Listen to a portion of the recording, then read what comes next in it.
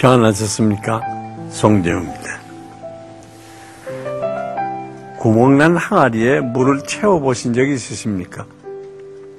아침부터 저녁까지 수고하며 사방에서 물을 나르고 아무리 채워도 또 채워도 결코 채워지지 않는 항아리가 바로 밑빠진 항아리입니다. 가끔은 우리도 이와 비슷하다는 생각을 해봤습니다. 사람들로부터 큰 사랑을 받거나 그 능력을 인정받고 높은 지위에 올라간다 해도 마음 한구석이 공허해지며 결코 채워지지 않는 느낌일 때가 있습니다. 신학자 파스칼은 이렇게 말했습니다.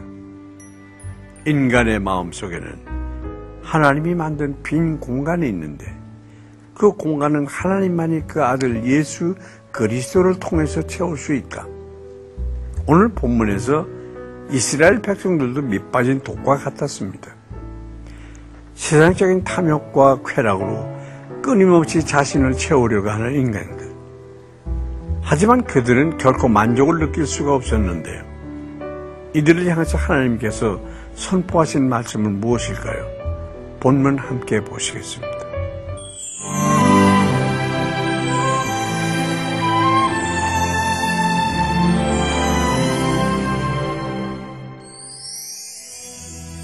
오늘 보실 말씀은 이사야 5장 1절부터 12절까지입니다. 나는 내가 사랑하는 자를 위하여 노래하되 내가 사랑하는 자의 포도원을 노래하리라. 내가 사랑하는 자에게 포도원이 있으며 심히 기름진 사내로다. 땅을 파서 돌을 제하고 극상품 포도나무를 심었도다. 그 중에 망대를 세웠고 또 그 안에 술 틀을 팠도다. 좋은 포도 맺기를 바랐더니 들 포도를 맺었도다. 예루살렘 주민과 유다 사람들아 구하노니 이제 나와 내 포도원 사이에서 사리를 판단하라. 내가 내 포도원을 위하여 행한 것 외에 무엇을 더할 것이 있으랴. 내가 좋은 포도 맺기를 기다렸거늘 들 포도를 맺음은 어찌 됨인고. 이제 내가 내 포도원에 어떻게 행할지를 너희에게 이르리라. 내가 그 울타리를 걷어 먹힘을 당하게 하며 그 담을 헐어 짓밟히게 할 것이요.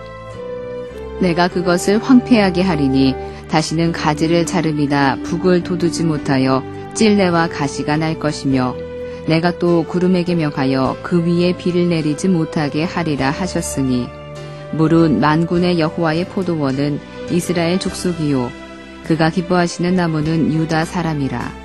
그들에게 정의를 바라셨더니 도리어 포악이요 그들에게 공의를 바라셨더니 도리어 부르짖음이었도다. 가옥에 가옥을 이으며 전토에 전토를 더하여 빈틈이 없도록 하고 이 땅 가운데에서 홀로 거주하려 하는 자들은 화 있을진저. 만군의 여호와께서 내 귀에 말씀하시되 정령이 허다한 가옥이 황폐하리니 크고 아름다울지라도 거주할 자가 없을 것이며 열흘가리 포도원에 겨우 포도주 한 바트가 나겠고 한 호멜의 종자를 뿌려도 간신히 한 에바가 나리라 하시도다. 아침에 일찍 일어나 독주를 마시며 밤이 깊도록 포도주에 취하는 자들은 화 있을진저.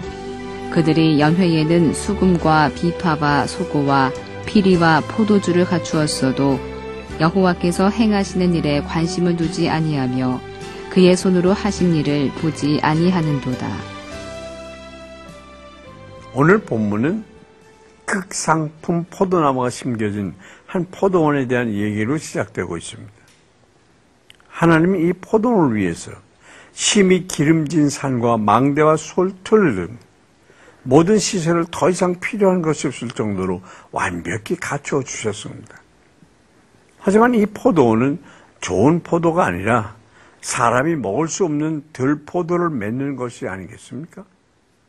하나님은 그 울타리를 걷어내고 담을 헐어버리고 다시는 가지 손질이나 잡초 제거도 하지 않고 비도 내리지 않게 하심으로 찔레와 가시만 가득한 황무지로 만들겠다고 말씀하십니다. 여기서 포도원과 극상품 포도나무는 세 번이나 내가 사랑하는 자라고 표현되고 있는 이스라엘 족속과 유다 사람들을 일컫는 것입니다. 하나님은 이스라엘과 유다에게 정의와 공의라는 좋은 포도를 바라셨습니다. 이것은 하나님께서 오래전 이스라엘을 애굽에서 인도하여 내시고 시내산 언약을 주시면서부터 기대하신 열매였던 것입니다. 하지만 그들은 다른 사람의 재산을 강제로 빼앗는 포악으로 정의를 대신했고 억울한 희생자를 만들어냄으로써 공의 대신 피해자들의 애끓는 부르짖음만이 넘쳐나고 있었던 것입니다. 여러분 삶에서 어떤 열매를 맺고 계십니까? 하나님이 바라시는 정의와 공의의 열매를 지금 맺고 계십니까? 8절부터 유다가 범하고 있는 포악과 부르짖음의 죄가 무엇인지를 구체적으로 언급하고 있습니다.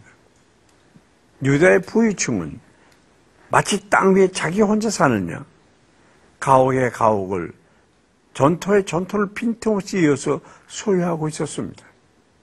이 과정에서 가난한 자들에게 가혹한 포악이 있었을 것이고 그로 말미암은 부르짖음이 하늘에 닿은 것입니다. 그런데 토지는 백성의 생존 근거일 뿐 아니라 종교적인 의미도 가지고 있었습니다. 토지를 빼앗기면 절기에 예루살렘으로 올라가 11조를 드릴 수 없었기에 하나님 백성으로서의 존재감까지 상실하게 되었기 때문입니다. 또한 부유층은 아침 일찍부터 밤늦게까지 술에 취해 파티에 빠져 살았고 정의와 공의를 위해서 하나님께서 행하시는 일에는 조금 더 관심을 두지 않았습니다.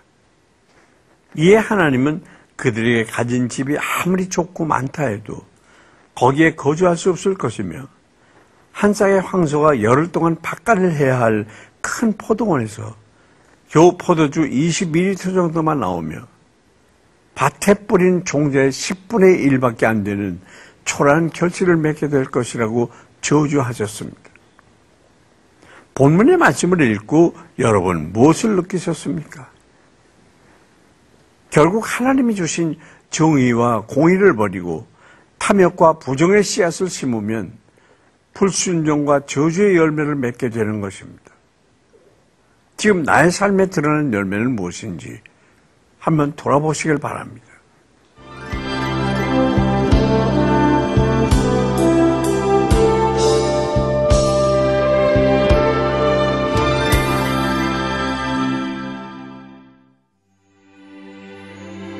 사랑과 은혜의 하나님, 오늘 말씀을 통해 우리의 삶을 돌아보게 됩니다.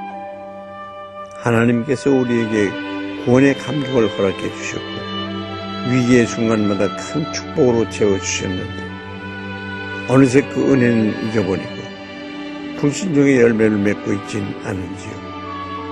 내 마음의 잡초를 제거해 주시고 주님 나라를 위해서 아름답고 선한 열매를 맺는 자 되게 하여 주시옵소서.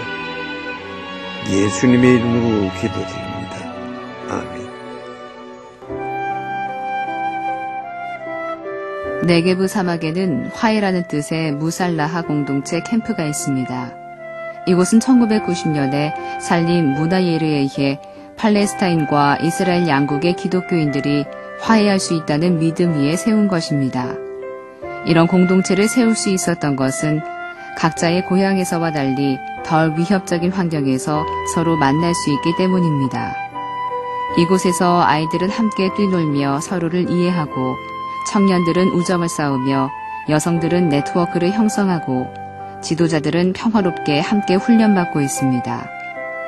하나님의 말씀으로 화해를 이룬 이들이 팔레스타인, 이스라엘 간의 평화와 회복의 밑거름이 되도록 기도합시다. 미국의 남북전쟁 당시 적십자사를 창설한 클라라는 동정심과 친절이 가득한 사람이었습니다. 동료 간호사가 한 번은 클라라에게 잘못을 범한 친구 얘기를 하면서 그 사건에 대해 기억하고 있냐고 물어봤습니다. 그러자 그녀는 이렇게 말했습니다. 그 일에 대해 잊기로 했던 걸 확실하게 기억해. 때로는 상처를 치유하는 데 상당한 시간이 걸립니다. 누군가를 용서하는 일은 평생이 걸릴 만큼 힘든 일이기도 합니다. 그러나 용서는 과정입니다. 단 한 번에 끝나지 않습니다. 상처를 되새기지 않고 들춰내지 않기로 다짐하면서 용서를 연습하십시오. 나를 먼저 용서하신 예수님의 사랑으로 다른 사람을 용서함으로 자유함을 얻으시길 바랍니다. 송재의 큐티 동행 오늘 여기서 마치겠습니다. 감사합니다.